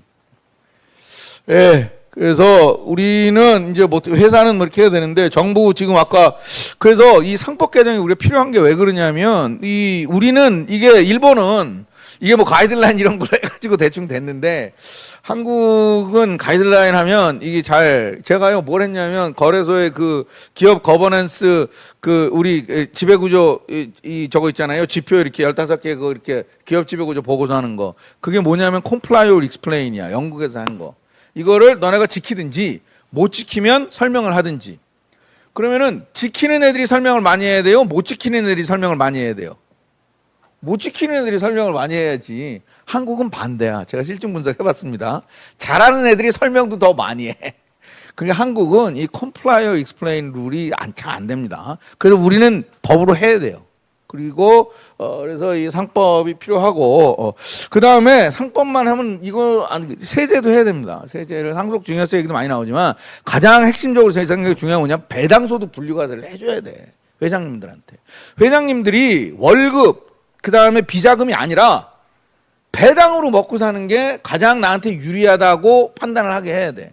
배당은 n분의 1이잖아요. 상장 기업에서 배당이 제일 페어한 거고, 그래서 이분들이 배당으로 생활을 할 수 있게, 그게 메인 생활비의 소스가 되게 배당소득 분리과세, 심지어 저율과세까지 해야 된다라고 생각합니다.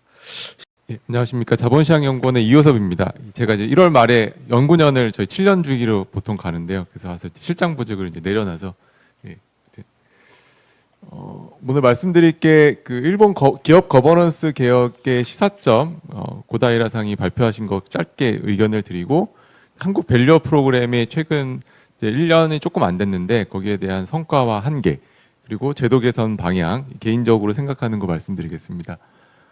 먼저 그 일본이 기업 지배구조 거버넌스 개혁을 이제 되게 다양하게 했는데, 이게 단기간에 하는 게 아니라 보시면 2014년부터 뭐 스튜어디십 코드, 거버넌스 코드도 계속 재개정했고, 거래소 구조 개혁의 일환으로 이제 거기에 거래소 구조 개혁의 핵심 사항 중에 하나가 상장 요건을 대폭 강화를 했는데, 그 중에 하나가 거버넌스 코드 부분들을 대폭 의무로 받아들였고, 유동 주식 비율을 35% 이상, 그건 이제 자사주 소각과 상호 출자를 제외한 그거 자체가 이제 기업 지배 구조 거버넌스 개선이라고 불리고 있고요.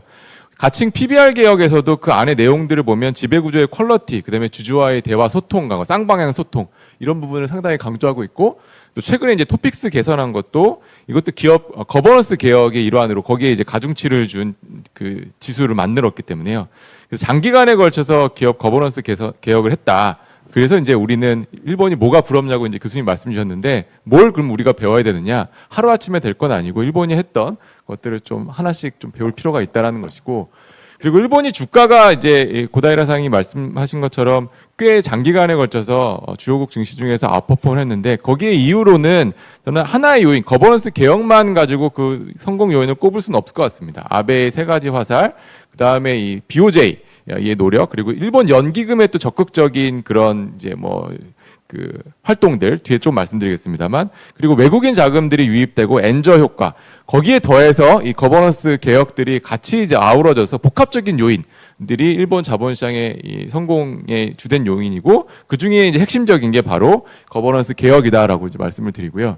그래서 이제 우리나라와 한국 간의 이 상장 기업 거버넌스 규율을 한번 비교해 보면 이 핵심적인 것들을 제가 정리해 봤습니다. 기업 지배구조 코드가 둘 다 컴플라이 오어 익스플레인이라고 하지만, 일본은 동경거래소 그리고 FSA 중심으로 최근에는 이제 이행 평가를 의무화하고 사실상 그 주요 내용들을 이제 상장 규정 안에 넣었습니다. 그래서 이제 의무 사항으로 많이 들어와 있다라는 것. 근데 한국은 여전히 모범 기준에 있다라는 거고요. 그래서 스튜어디십 코드 이 평가 부분도 일본은 적극적입니다. GPIF가 다 평가해요. 근데 우리는 안 하고 있습니다. 이제 금감 원장님이 최근에 스튜어디십 코드 이행 평가를 사실상 뭐 의무화 검토하시겠다고 하고 있고요. 그 다음에 일본은 이 동경거래소가 이제 이 거버넌스 코드를 OECD 거버넌스 코드를 그대로 가져와서 이제 앞으로는 신규로 상장하는 기업들은 이거를 따라라라고 이제 최근에 얘기를 했는데, 거기 보면 OECD 거버넌스 원칙에는 이사 충실 의무 대상에 회사 플러스 주주로 되어 있습니다. 이것도 뒤에서 말씀드리고요. 그 다음에 이제 유동주식 비율 규제 안에가 핵심 사항이 자사주와 상호 출자를 제외하는 부분, 그리고 또 이제 소액주주의 적극적인 그런 참여, 주주총회 참여를 위해서 전자투표를 의무화했습니다. 이제 우리나라는 이게 안 되어 있는 것들이고요. 이런 부분들이 이제 주된 규정과 규제의 차이라는 것입니다. 다음으로는 이제 그 제가 한국 밸류어 프로그램이 이거 일본 것들을 벤치마크해서 했기 때문에 그래도 좀 중립적인 관점에서 우려했던 부분이 있지만 그래도 조금 잘된 부분, 그리고 또 한계가 여전히 있는 부분들 위주로 말씀드리겠습니다. 먼저 성과는 처음에 저희가 우려와는 달리 초반에는 많이 공시를 안 했거든요. 근데 이제 저희가 목표로 했었던 100개를 일단 넘어섰습니다. 그래서 공시 기업 수가 증가했다라는 것, 공시 퀄리티가 비교적 우수하다라는 것, 이 부분은 이제 회장님께서 많은 평가와 질책을 통해서 개선이 된 걸로 보이고, 또 공시기업의 수익률, 일본도 보니까 그 공시한 기업들이 성과가 상당히 좋았는데 우리도 좀 그랬다. 근데 한계는 대기업 위주, 그리고 자본 비용 언급을 전혀 안 하고 있다는 것. 전혀는 아니지만 많은 기업들이 안 하고 있고, 또 기업 지배구조 개선이 미흡하다는 것입니다. 짧게 하나씩 말씀을 드리면, 첫 번째 이 공시기업의 숫자인데요. 제가 연말까지 공시한 것들을 쭉 세봤는데 본격적으로 시작한 게 6월인데 총 공시한 기업이 이제 9개에 불과해서 이러다가 이제 진짜 안 하는 거 아니냐. 근데 연말에는 이제 다 합치면은 100개가 넘습니다. 한 140개. 근데 이제 예고 공시한 기업들이 상당수가 본기업 공시가 돼서 뭐 이게 거래소의 공식 발표에 따르면 104개, 105개 정도 되고 시총 기준으로는 41%입니다. 다음에 이제 공식 퀄리티가 비교적 우수한데요. 일본 대비 저희가 공식 가이드라인을 조금 촘촘하게 만들었습니다. 특히 강조했던 게 일본에는 없는 기업 지배구조 개선 부분을 넣었고요. 거기에 이제 저희가 상호 출자, 이제 모자회사 중복 상장을 해소하고 계열사 터널링 하지 말라. 근데 마지막으로 이제 감사인 분리 선출하라. 훨씬 더 많은 부분들을 넣으려고 그랬는데 많은 한계에 부딪혀서 못 넣은 부분이 있고요. 또 저희가 자본 비용을 또 비교적 강조하려고 그 부분도 또 더 적극적으로 넣으려고 했는데 그래서 하여튼 들어갔습니다. 그래서 여기 잘한 사례들을 보면 뭐 메리츠 금융지주, SK스퀘어, KB 금융지주 이런 애들은 뭐 기업 가치 밸류 공시했었을 때 저희가 자본 비용도 언급하고 TSR 부분을 우리가 어떻게 개선하겠다, 주주 환원을 어떻게 하겠다, 투자 활동을 어떻게 하겠다, ROE와 COE 분석을 통해서 이렇게 자본의 재배치, 자산의 재배치, 투자 활동 이런 부분들을 비교적 잘했다라고 이제 생각이 들고요. 또 하나 긍정적인 것들은 단기적인 성과만 가지고 볼 수는 없습니다만 일본도 아까 이제 고다이라 상에 보여주신 것처럼 밸류업을 공시한 기업과 그렇지 않은 기업들의 수익률 차이가 최근 3개월 6개월, 그다음에 9개월, 1년이 다 코스피, 코스닥 대비 아웃퍼폼을 했습니다. 비록 우리 코스피 주가가 부진하긴 하면 연평균 뭐 9% 정도 떨어졌긴 했지만 1년 종가 대비로는 이제 13.7% 아웃퍼폼 했고 코스닥 대비로도 우수한 성과를 보여서 뭐 지금 중장기로는 밸류업 공시한 기업들의 수익성과 성장성 그리고 뭐 주가도 양호할 것으로 개인적으로 전망을 합니다. 그런데 이제 아쉬운 부분은 뭐냐면 여전히 대기업 위주로 밸류업 공시에 참여했다는 거고 10대 기업 중에서 7개 기업이 참여를 했고 코스닥 기업들은 거의 안 했습니다. 이 코스닥 기업들은 한 11개 정도 했는데 전체 코스닥 상장 기업 중에서 1%도 채 안 됩니다. 그래서 아쉬운 부분들은 중견 중소기업들이 조금 더 밸류업 공시를 많이 하고 그리고 특히 이제 삼성그룹을 필두로 한 이런 몇몇 대기업들이 시가총액의 30% 이상을 차지하기 때문에 적극적으로 좀 참여를 했으면 좋겠다라는 그런 아쉬움이 있고요. 두 번째는 이제 일본이 우수기업, 일본도 밸류업 공시를 한 기업들에 대해서 우수 공시 항목들을 10가지를 나열했는데 그 중에 3가지가 자본 비용이 있습니다. 첫 번째 보시면 주주 관점에서 자본 비용을 고려해야 되고 자본 비용과 ROE 분석 등을 통해서 자본과 자산의 효율적 배분을 하고 그리고 너희들이 자본 비용 자체도 낮출 수 있는 전략을 제시해라. 이런 것들이 주된 평가 항목으로 했는데 우리는 이제 금융회사들이나 몇몇 기업들은 자본 비용을 언급을 했습니다만 다수의 기업들이 자본 비용에 대한 언급이 부재했다. 이런 부분들은 이제 상당히 아쉽고요. 다음으로 이제 저희가 그 밸류업 가이드라인에서 기업 지배구조 부분들을 일본과는 달리 참 많은 부분들을 담으려고 노력을 한 부분이 있습니다. 그럼에도 뭐 교수님이나 계시기에는 조금 부족한 점들이 있지만 근데 일본 보면 뭐 이사회 아레날 그리고 매트릭스 맵으로 디테일하게 공시를 했고 주주 제한 사항 이에 대한 답변들도 공개적으로 제시한 뭐 기업마다 조금 편차는 있습니다.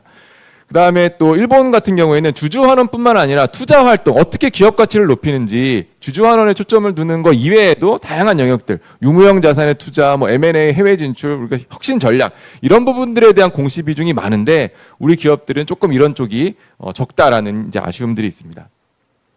마지막으로 이제 그래서 이 기업 거버넌스 개선 방향 일본 사례를 벤치마크해서 보면 우리 기업 지배 구조가 문제인데 이 바람직한 그럼 기업 지배 구조란 무엇이냐? 저는 이제 기업 지배 구조 기업 지배 구조 원칙들에서부터 제가 가져온 건데요.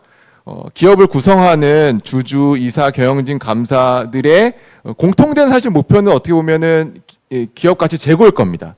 같은 이해관계자들이 같은 이해의 일치를 시키는 구조가 이제 바람직한 건데 그러면 바람직하지 않은 거는 이들 사이에서 이해상충이 있을 때입니다.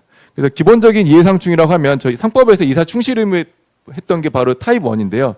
이 대주주 설립 주주가 그 회사법의 모법이 이제 신탁법이라고 하는데 신탁의 설립자입니다. 위탁자가 이 신탁업자인 이 회사에게 설립할 때 이제 충실 의무를 부여하는 것. 여기서 이해상충이 나타날 수가 있고 그 다음에는 돈 벌은 거를 수익자끼리 이제 나눠주는 이 타입 2 대주주와 일반 주주, 소액 주주의 이해상충이 나타날 수 있고 또 내부와 외부의 이해상충이 나타날 수가 있는데 한국은 특히 이 대주주가 지배주주인 경우들이 많다 보니 타입 2 에이전시 프롬이 훨씬 많습니다. 일본은 이제 앞서 말씀 주신 것처럼 소유 분산 기업들이 많아서 타입 1이 조금 더 많을 수가 있고요.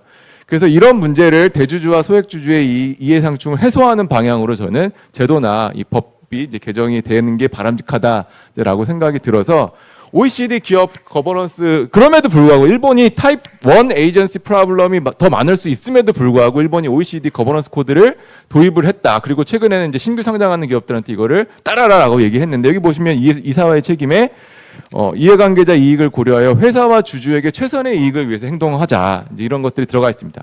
다만 이제 이 재계에서는 이게 배임죄 요건이랑 걸려 있어서 아마 좀 부담이 되는 것 같습니다. 그래서 저는 이제 기업 거버넌스의 개선 방향을 제가 생각하는 거는 일반 주주와 대주주의 이익을 일치하는 방향으로 가기 위해서는 중장기적으로 저도 이제 상법 개정이 필요하다고 보는데 다만 여기서는 이제 이 기업의 영업 활동을 옥죄할 수 있는 배임죄 요건 이런 부분들은 조금 완화가 필요하지 않을까라는 생각이 있고요. 또 하나는 이제 일본이 사실은 상법은 일본이 이렇게 안 돼 있지만 재미있는 게 상장 기업에게 최근에 거버넌스 코드의 준수를 사실상 의무화하고 있습니다. 일본의 거버넌스 코드는 이사 충실 의무의 대상에 회사 플러스 주주로 되어 있습니다. 거버넌스 코드. 다시 말해서 우리도 거버넌스 코드를 OECD 거버넌스 코드를 그대로 가지고 와서 이걸 안 지키는 애들은 사실상 너희들이 퇴출까지 상장 폐지까지 각오해라. 그러니까 상장 회사에 대해서만 이사 충실 의무 대상의 주주를 포함하고 이거를 상장 유지 요건으로 조금 더 엄격하게 강화를 하면 일본이 실제 그렇게 했으니까요. 그리고 또 일본은 거기에 더해서 유동주식 비율을 35% 이상 해야지만 이제 상장한다, 유지한다. 그래서 거기에는 자사주 소각해야 되고 상호 출자, 그러니까 계열사의 이제 출자 지분을 다 뺍니다. 그래서 우리는 35%까지는 하기는 어려우니까 조금 뭐 50%나 이렇게 해서 점차적으로 좀 낮추어서 이렇게 제도 개선을 하면 좋지 않을까 싶고 상장 폐지 기준도 재밌는 게 일본과 시총과 매출액 기준을 보면 시총 기준이 10분의 1이 낮습니다. 우리는요. 그러니까 우리 기준으로 보면 100억인데 코스닥이 일본은 100억 엔이니까 1000억입니다. 그러니까 훨씬 더 낮아서 좀비 기업들이 계속 양산이 되고 있거든요. 그래서 좀비 기업을 빨리 퇴출하는 게 중요하다.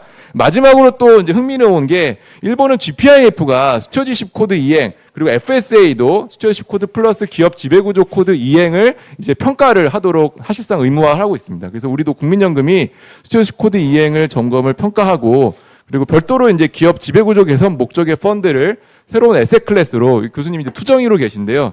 에셋 클래스로 하나 만들어 주셔서 거기에 대한 그런 위탁 운영도 좀 확대를 하면 기업 지배구조가 중장기적으로 개선되지 않을까 생각합니다. 예, 이상입니다.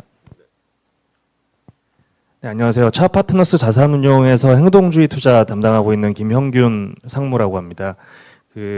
오늘 간단하게 많은 일본 기업들 중에 가장 모범적으로 밸류업을 하고 있는 히타치라는 회사의 케이스를 간단히 설명을 좀 드리도록 하겠습니다. 전 세계에서 모자 회사가 동시 상장되어 있는 경우가 가장 많은 나라가 한국과 일본입니다. 지금 이 왼쪽 표가 2019년 자료인데 이게 뭐 기준이 조금 있어서 그런데 예를 들면 한국 같은 경우는 대기업만 지금 카운트를 한 거고 일본은 자회사 지분율 50% 이상만 카운트를 한 거라서 이렇게 뭐 한국은 8.47%, 일본은 6.11%. 그러니까 전체 상장사 중에 모자 회사가 동시 상장돼 있는 숫자가 근데 원래 이 기준을 조금 바꾸면 숫자가 훨씬 늘어납니다. 한국은 뭐 아까 김준규 교수님 자료에서도 뭐 400개 이상 있었던 것 같고요. 그래서 훨씬 많아지고 뭐 미국은 거의 뭐 0.5%, 영국은 아예 하나도 없고요. 그러니까 이렇게 모자 회사가 동시 상장된 경우가 글로벌 스탠다드와는 완전히 동떨어진 건데 한국과 일본에만 이런 경우가 이제 많았습니다. 오른쪽 표를 보시면 이게 일본의 모자 회사 동시 상장 그 숫자 차트인데요. 1986년부터 해서 2000년 2008년 금융위기까지 꾸준하게 늘다가 2008년 금융위기 직후부터 숫자가 급격하게 감소합니다. 그리고 뭐 최근에도 계속 감소하는 추세고요. 근데 보시면 2008년 금융위기 이후에는 그 일본의 거버넌스 개혁이 시작되기 전이거든요. 그러니까 2012년 정도부터 해서 아베노믹스부터 시작된 일본 거버넌스 개혁 정책이 시작되기 전인데도 금융위기 직후에 저렇게 그 모자회사 동시 상장 숫자가 많이 줄었습니다. 그 이유는 뭐 이제 뒤에서 설명드리겠지만 오늘 설명드릴 히타치도 이제 이런 2008년 9년부터 해서 이런 그 자회사 동시 상장을 해소한 그런 이제 사례고요. 우선적으로 그 이제 고다이라상 발표해 주셨던 그 동의 없는 인수, 그리고 경영진이 회사를 직접 다 100% 지분 인수해서 자회사하는 MBO, 그리고 또 하나는 이제 자발적으로 공개 매수를 통해서 기업 지분 100%를 이제 대주주가 보유함으로써 상장 폐지하는 이런 케이스. 세 번째 케이스가 이제 자회사 상장 폐지할 때 많이 쓰이는 케이스인데요. 이제 이런 세 가지 타입들이 일본에서 그 상장 회사를 비상장 회사로 만드는 그런 유형이라고 볼 수 있습니다. 그래서 여기 뉴스, 최근 뉴스인데 도쿄 증시에서 상장 기업 숫자가 11년 만에 처음 감소했다고 합니다. 상장 폐지 숫자도 전년 대비 50% 이상 증가했고요. 이거는 미국도 마찬가지입니다. 미국도 프라이빗 에쿼티가 굉장히 활발한데 프라이빗 에쿼티가 상장 기업을 비상장화해서 경영을 더 효율화하고 그 나중에 더 비싼 가격에 매각하는 이런 일들이 많이 이제 이루어지고 있습니다. 반면에 한국은 상장 기업 숫자가 매년 이제 우후죽순 늘고 있고요. 뭐 여러 가지 이유가 있는데 이런 대기업 집단들의 자회사 동시 상장, 분할 상장 많은 것도 이유고, 그리고 아직까지 그 아까 김우진 교수님 그 친정 산자부를 잠깐 언급하셨는데 저도 이제 첫 직장 거래소거든요. 이제 잠깐 언급을 이제 뭐 좀 죄송하지만 하자면 거래소 임원분들과 본부의 KPI로 여전히 상장 기업 그 매년 몇 개 기업을 새로 상장하는지가 있어요. 그래서 이게 기업의 퀄리티나 아니면은 밸류를 더 중시한다기보다는 그냥 양적인 숫자, 상장 기업 숫자를 더 중시하는 그런 문화가 아직도 좀 있어서 그런 것들도 좀 바뀌어야 될 것 같다는 생각이 들고요. 오늘 말씀드릴 히타치의 이제 2000년 정도부터 현재까지 주가 차트인데요. 한 3, 4년 전부터 주가가 굉장히 많이 오르죠. 급격하게 주가가 오르는 모습 볼 수 있고요. 그래서 현재 일본에서 시총 4등 기업이 됐습니다. 이게 원화 기준으로 이 이후 이게 작년 11월 29일 기준인데 이 이후로도 주가가 계속 올라가지고 지금 현재 기준으로 히타치 시총이 원화 기준 174조 원 정도 됩니다. 그러니까 저기 지금 써 있는 엔화 기준이랑 거의 숫자가 비슷한데 174조 원이고 일본에서 도요타, 미쓰비시, 소니 다음으로 4등의 시가총액을 기록하고 있고요. 히타치가 한국으로 만약에 오면 삼성전자 다음 시총 2등 기업이 됩니다. 삼성전자가 한 330조 정도 되는데 이제 히타치가 한국에서는 시총 2등, 그리고 3등이 SK 하이닉스 뭐 이렇게 되겠죠. 예. 굉장히 이렇게 규모가 커졌는데 우리는 히타치 뭐 TV 만들고 에어컨도 만들고 그다음에 의료기기 뭐 이런 것도 만들고 이런 거 만드는 회사로 알고 있는데요. 히타치가 이렇게 주가가 급격하게 오르고 회사가 잘 되기 전에 어려움이 있었습니다. 2008년 금융위기 때 역대 사상 최대 규모의 적자를 냈습니다. 연 약 뭐 한 9조 원 정도 되는 원화 기준으로 엄청난 이제 일본 기업 역사상 최대 손실을 낸 회사고요. 이때부터 회사가 이런 위기를 타개하기 위해서 여러 가지 이제 리스트럭처링을 합니다. 여기 이거 AI에 제가 물어본 건데 뭐 확인하니까 대충 다 맞는 것 같아요. 그래서 일단 상장 자회사 숫자가 22개였는데 지금은 이제 없고요. 그러니까 한마디로 자회사를 다 상장 폐지했다는 얘기죠. 그리고 연결 자회사도 뭐 400개나 됐는데 지금은 절반 수준으로 이제 줄었습니다. 그리고 이런 과정에서 2009년 4월에 새롭게 이제 프레지던트가 된 이 CEO가 여러 가지 이런 회사의 효율화, 그리고 디지털 전환 정책, 그리고 코퍼레이트 거버넌스 개혁 정책을 이제 펼쳤습니다. 이거는 제가 한 몇 년 전에 이제 저희 회사에서 조사를 직접 자체적으로 했던 자료인데 히타치가 2009년 정도부터 해서 현재까지 계속 자회사들을 상장 폐지하고 있는 그 현황입니다. 그래서 제일 위에 보시면은 히타치 솔루션스라는 자회사를 2009년 7월에 텐더하고 2009년 11월에 상장 폐지했고요. 이때 그 전 주가 대비 88% 프리미엄 주고 PBR 1.4배 상패했습니다. 이런 식으로 뭐 20개 넘는 자회사들을 계속 상패해 왔고요. 공개 매수를 통해 상패해 왔고 평균을 내보면 오른쪽에 보시면 이 주가 대비 프리미엄이 한 50에서 60% 사이 정도 되고 상패시켰던 자회사들의 평균 PBR이 한 1.1배, 1.2배 정도 이렇게 그러니까 한마디로 최소한 제값 정도는 주고 상패한 경우가 대다수입니다. 그럼 왜 이렇게 자회사를 상패를 하냐? 일단 모자회사 동시상장이 없어지면서 당연히 밸류에이션이 좋아질 수 있겠죠.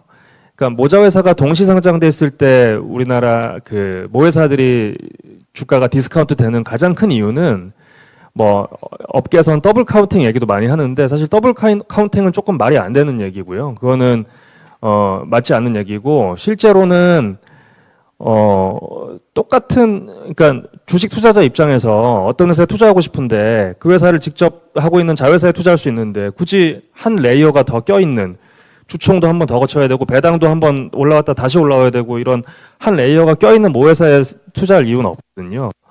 그 모회사가 아주 핵심적인 돈을 잘 버는 비상장 자회사를 갖고 있지 않는 한 뭐 상장사의 그냥 복제품에 다름없는 모회사가 우리나라 많기 때문에 그냥 모회사에 투자할 이유가 없기 때문에 안 사서 주가가 디스카운트 된다고 보시면 될 것 같고 그런 걸 해소하는 거죠. 이렇게 자회사를 상패함으로써 그리고 100% 자회사한 다음에 그거를 다 갖고 있는 게 아니라 우리 사업 전략에 필요한 회사는 킵하고 필요 없는 회사는 내다 팝니다. 그런 식으로 사업을 효율화하고 구조 조정을 할 수 있는 거죠.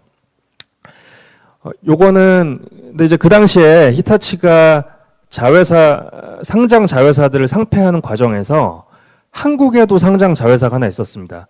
히타치가 보유했던 한국 상장 자회사 국제 엘렉트릭이라는 회사가 하나 있었는데 이 회사도 2014년에 이렇게 공개 매수 공시를 내고 주당 25,000원에 그 당시 대주주가 소유하지 않았던 나머지 전체 주식 48.33% 주식을 공개 매수해서 상장 폐지에 결국엔 성공을 했습니다. 그러니까 이 당시에 그 주당 25,000원의 가격이 PBR 2.6배였어요.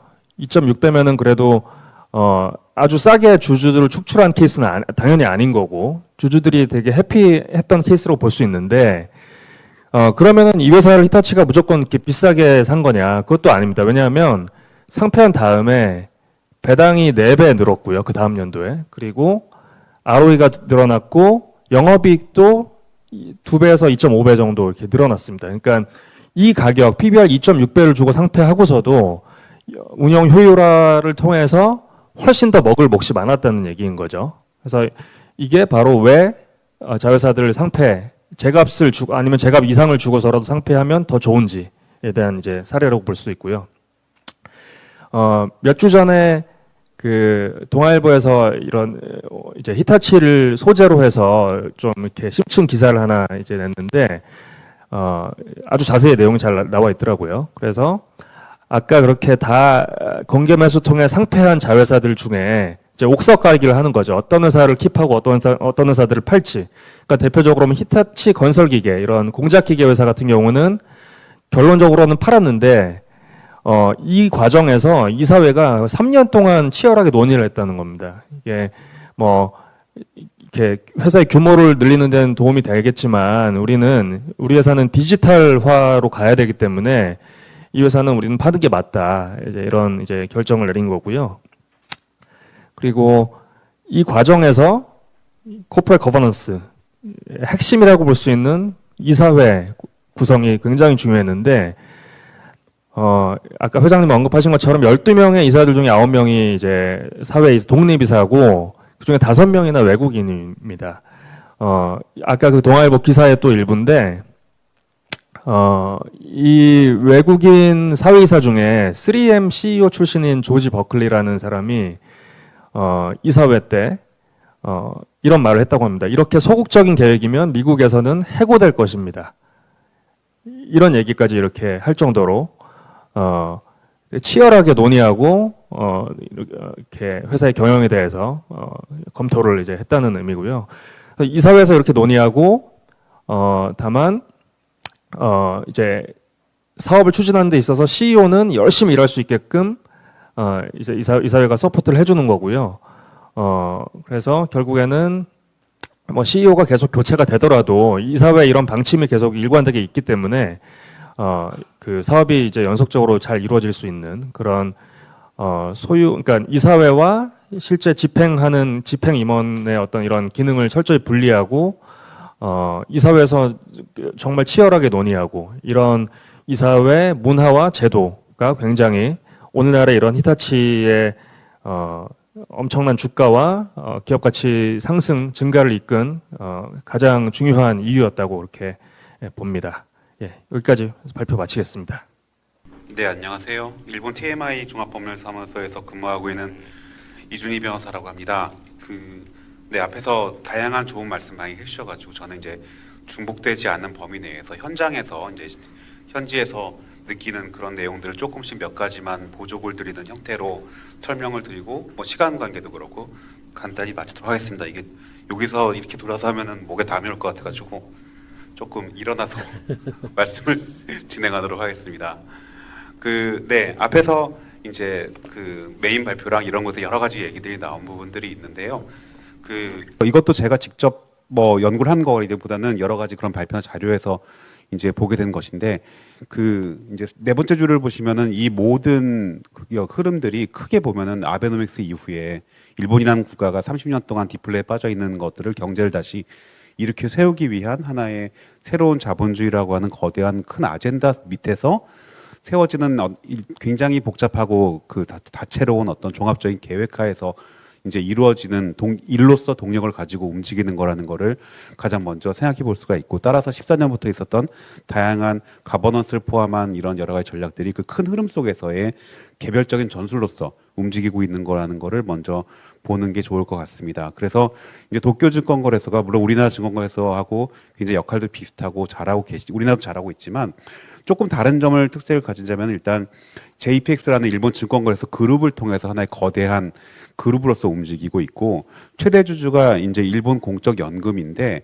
이 연금 펀드가 상당히 이 경영에 대해서 상당히 적극적인 동력을 가지고 움직임으로써 우리나라의 증권거래소는 이제 자세한 숫자 같은 건 데이터를 따져봐야 되겠지만 대부분 우리나라의 금융회사들이 소수의 지분을 쭉 갖고 있는 그런 분산형 체제인데, 아무래도 일본 연금이 20% 이상의 지분을 가지고 있다 보니 조금 더 적극적인 움직임을 가질 수 있는 부분이 있다고 합니다. 그리고 그 자체가 상장사이기도 하고 대체거래소가 출발을 했지만 어쨌든 과점 형태를 가지고 있기 때문에 이제 정부의 저런 정책에 맞춰서 굉장히 적극적으로 개진할 수 있는, 움직일 수 있는 부분들이라고 합니다.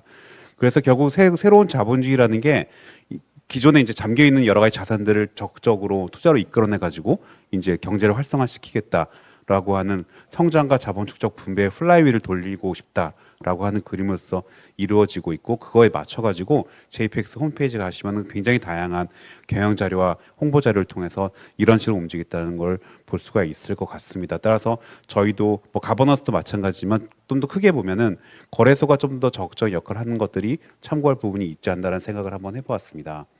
그리고 그 중에서도 이거는 가버넌스랑은 특별히 관련이 없는 얘기일 수도 있겠습니다만, 이제 그러면은 아까 말씀드린 상장 회사에 대한 가버넌스 강화 이런 여러 가지 흐름에 따라서 뭐 상장 폐지도 이루어지고 이런 부분에 맞췄었을 때 그럼 새로운 어떤 상장사의 이런 어떻게 함으로써 이 자본시장 전체를 활성화시킬 수 있겠냐라고 하는 부분에 있어서 제가 아는 범위 내에서는 우리나라의 이제 거래소에는 아직까지 적극적으로 하지 않는 활동이라고 볼 수가 있는데요. TSE 아시아 스타트업 허브라고 해서 이 거래소 자체가 이제 아시아권 전체에 유망한 스타트업 14개를 지정을 해가지고 앞으로 3년에서 5년 정도를 일본의 굉장히 다양한 파트너사들, 즉 증권회사, 감사법인, 뭐 VC, PE들, 은행들을 포함한 전체적으로 다 긁어 모아가지고 이 모든 지원을 전체적으로 종합적으로 할 수 있는 플랫폼을 만들어 줌으로써 이러한 유니콘들이 예비 유니콘들이 앞으로 3년 5년 동안 성장하고 나면 그때는 동징에 상장함으로써 일본의 자본시장을 활성화할 수 있는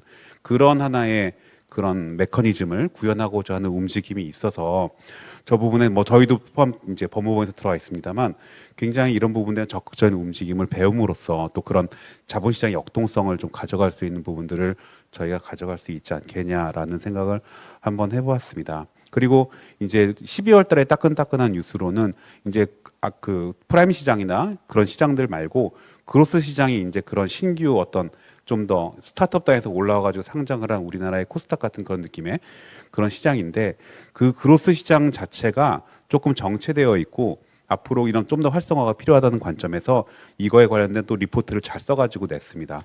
그래서 이런 그로스 시장의 과제가 소규모 상장 이후에 상장이 비교적 쉬웠기 때문에 정체되는 기업이 많고 그 이후 성장이 없고 M&A들도 활성화되어 있지 않고 등등등의 여러 가지 문제점을 가지고 있기 때문에 이런 것들에 관한 개선을 위한 검토 방향성이라고 하는 것들에 관해서 쭉 몇 가지의 전략들을 만들어 가지고 앞으로 이런 방식으로 우리가 좀 더 시장의 개선과 방향성을 전개하겠다라고 하는 움직임을 가지고 있어서 이제 우리도 뭐 이런 부분들 참고해 가지고 좀 해볼 필요가 있지 않겠냐 해서 좀 밑에 링크를 검색만 해보셔도 나옵니다. 그래서 한번 보셔서 그런 부분들을 한번 배울 필요가 있지 않느냐라는 생각을 한번 해보았습니다.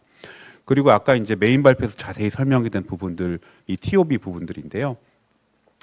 그 아까 이제 영어로 자료가 되어 있었기 때문에 영어로 자료가 되면 굉장히 뭔가 좀 멋있어 보이잖아요. 근데 이거를 원문을 보면은 이제 기업 매수에 관한 행동 지침, 기업 가치 향상과 주주 이익의 확보를 향하여라고 돼서 이 행동 지침이라는 언어 자체가 좀 뭔가 그 일본 사회 특유의 약간 관에서 이 탑다운 내려오는 형태의 느낌을 확 주는 단어이긴 합니다. 그래서 그 내용을 오늘 뭐 내용을 상세히 쓰지는 않았는데 그 내용을 한 60페이지 정도 되는데요.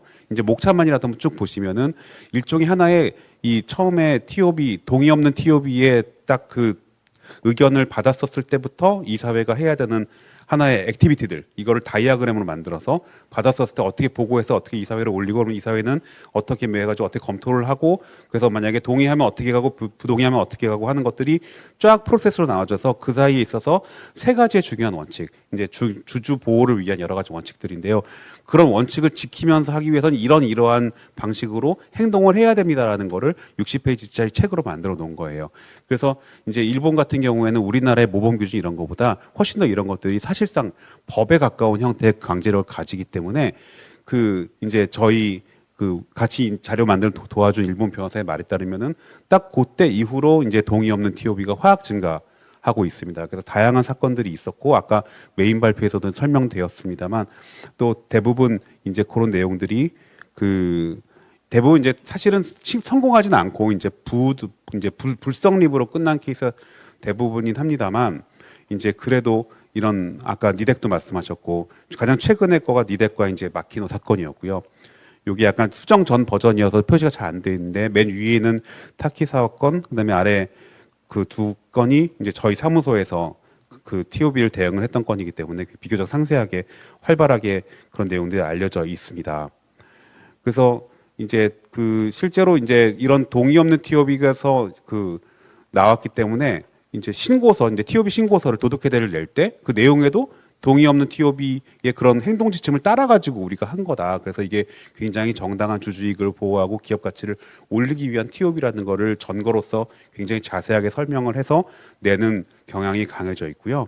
그다음에 이제 뭐 규제 리스크를 우려해서 검토 단계에서 끝난 경우도 많은데 반대로 대양 TOB 경우에는 뭐 그렇진 않다. 뭐 디테일한 테크니컬한 얘기니까 오늘 상세하게 말씀드리지는 않도록 하겠습니다. 근데 비즈니스적으로는 이게 대부분 불성립으로 끝나는 이유가 결국은 대양 TOB를 통해서 이 프리미엄 자체가 조금 받아들이기 어려울 정도로 경쟁이 심해지기 때문에 이제 비즈니스적인 경제적인 관점에서 결국은 매수에 성공하지는 못하는 케이스가 많다고 합니다.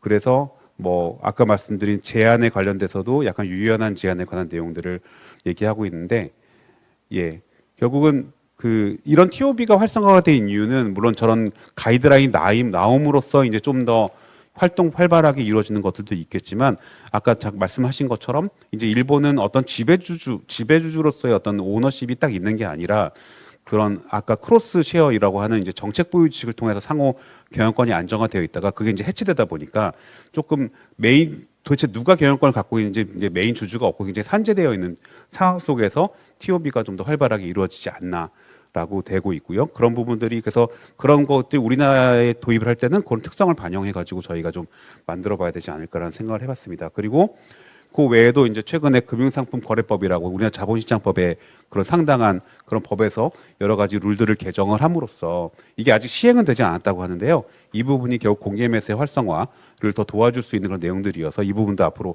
좀 더 연구와 그런 자료의 분석이 필요하지 않겠나라는 생각을 해봤고, 그 다음으로 이제 작년 6월에 또 공개 매수의 공시 가이드라인이 나옴으로써 좀 더 그런 관동제목이 하는 심사 체크 포인트 같은 것들을 좀 더 명쾌하게 함으로써 이제 그런 예측 가능성 또는 준비에 관련된 프로세스를 좀 더 잘 잡았다. 역시 일본스럽게 잘 준비해 왔다라고 하는 말씀을 드릴 수가 있겠습니다. 그래서 일단 뭐 결국 TOB 자체가 목적이 아니라 그런 걸 통해서 저희가 이제 활발한 가버넌스의 개선을 그런 앞으로 그 도모하는 것이 목적이니까 그런 특성들을 감안해서 저희가 잘 참고하면 될 거라고 생각이 합니다. 이상 짧은 발표 마치겠습니다. 안녕하세요.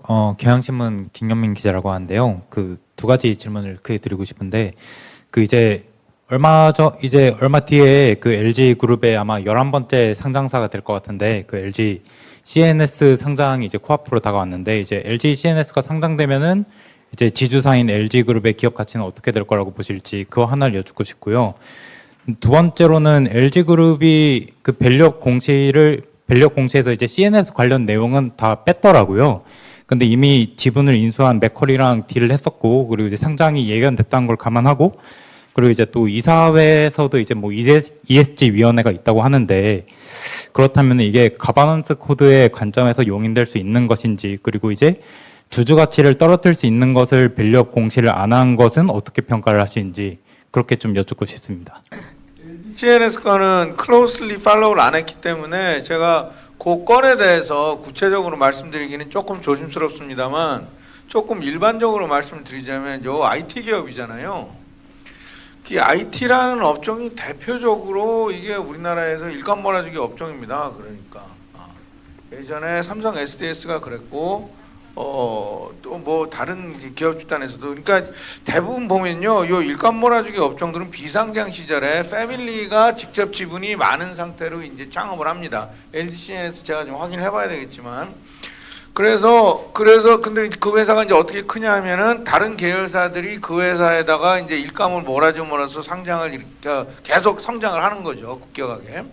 그러다가 나중에 이제 그 회사를 상장을 시킴으로써 거기서 이제 캐시아웃된 자금으로 이제 그게 뭐 승계 보탬이 된다든지 이런 방식으로 진행이 되는데, 글쎄요, 제가 뭐 조금 구체적으로 평가드리기는 좀 조심스럽습니다만은 이게 이제 지난 20-30년 동안 우리나라 자본시장에서 있었던 아주 전형적인 그러한 패턴 중에 하나인데, 저는 뭐 좀 그런 의미에서 좀 이게 좀 그렇습니다. 예. 네, 코다이라상 오늘 너무 발표 잘 들었습니다. 아주 간단한 좀 현실적인 질문 하나 드리고 싶은데요.